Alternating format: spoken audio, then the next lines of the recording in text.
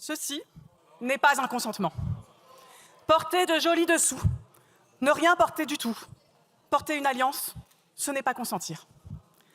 Accepter un dîner, accepter un verre, accepter une promotion, ce n'est pas consentir. Dormir, ne pas bouger, ne rien dire, ce n'est pas consentir. Et même parfois dire oui, ce n'est pas nécessairement consentir. Alors, le consentement se définit par la négative.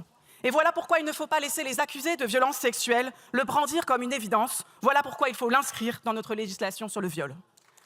Alors oui, je sais que cela peut être vertigineux, et surtout pour vous, messieurs, car toute la culture du viol, et une bonne partie de notre culture tout court, nous dit l'inverse. Dans la langue orwellienne de la culture du viol, le non, c'est le oui.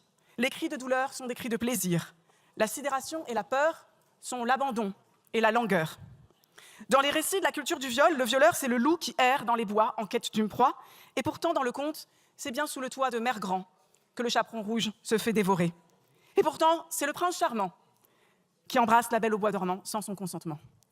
Dans les clichés de la culture du viol, le violeur est l'inconnu armé surgissant au coin d'une rue. Ce n'est pas le père, le frère, le collègue, l'ami, l'amoureux. Et pourtant, 9 fois sur 10, la victime connaît son agresseur et 1 fois sur 2, c'est son conjoint ou son ex.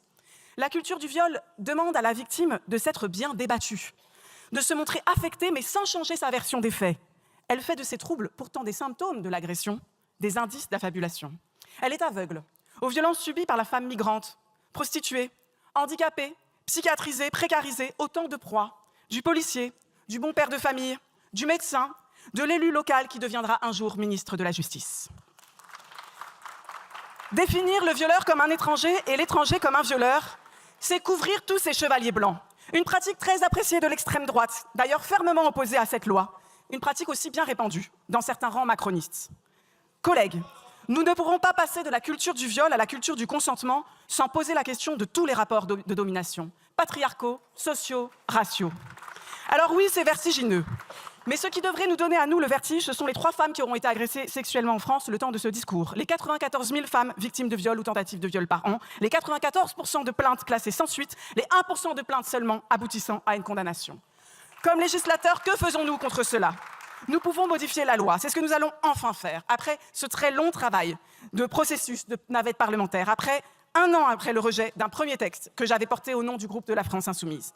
Avec la notion de consentement libre, éclairé, spécifique, préalable et révocable, nous permettrons de mieux traiter tous ces cas trop souvent exclus des critères de violence, contrainte, menace et surprise.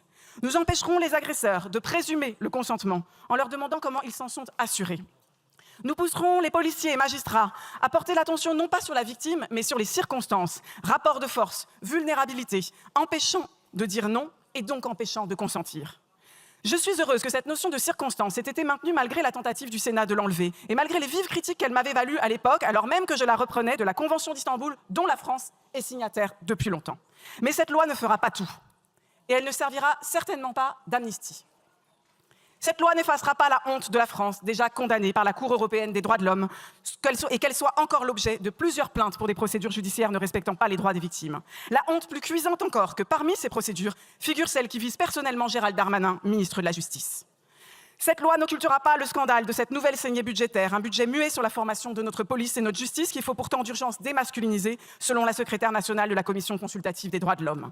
Un budget désastreux pour les associations d'aide aux victimes de violences, un budget indigent sur l'éducation à la vie sexuelle et affective censé former nos enfants à une culture du consentement.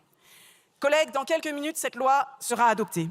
Comme pour l'IVG dans la Constitution, avec le mouvement féministe, avec toutes les victimes, les insoumises auront l'émotion et la fierté d'avoir réussi à faire ce qui nous était prédit comme impossible. Mais demain, nous reprendrons les armes.